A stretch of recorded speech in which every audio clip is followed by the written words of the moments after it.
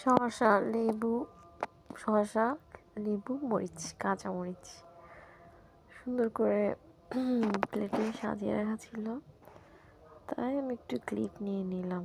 সেদিন গিয়েছিলাম একটু রেস্টুরেন্টে, নাম ছিল পীর চট্টলা।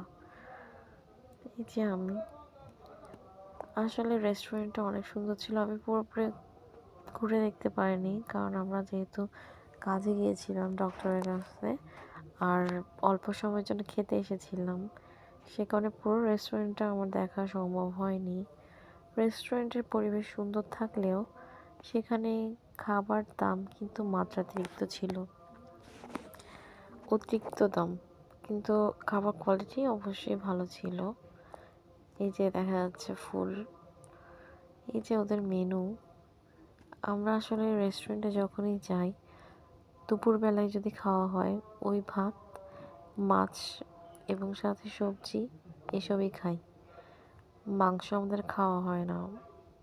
আসলে মাংস ভয়ে ভয়ে খাওয়া হয় না বললেই চলে, মাছটাই আমরা প্রেফার করি।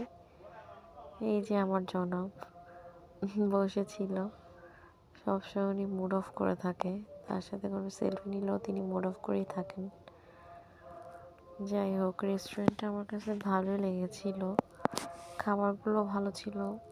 বাট ক্ষুধা বেশি লাগাতে খাবার আর ভিডিও করিনি, যা শসা, কাঁচামরিচ আর ভিডিও করেছিলাম। এই যে আমি ওনার সাথে একটা সেলফি নেওয়ার চেষ্টা করছিলাম। শেষ পর্যন্ত কয়েকটা সেলফি নেওয়া হয়েছিল। অবশ্য আমার ঠান্ডা লেগেছে, আমার কথাগুলো ভালো আসছে না। ওনার সাথে কয়েকটা সেলফি নিলাম, এই তো। এরপর নিজে নিজে কতগুলো সেলফি নিলাম।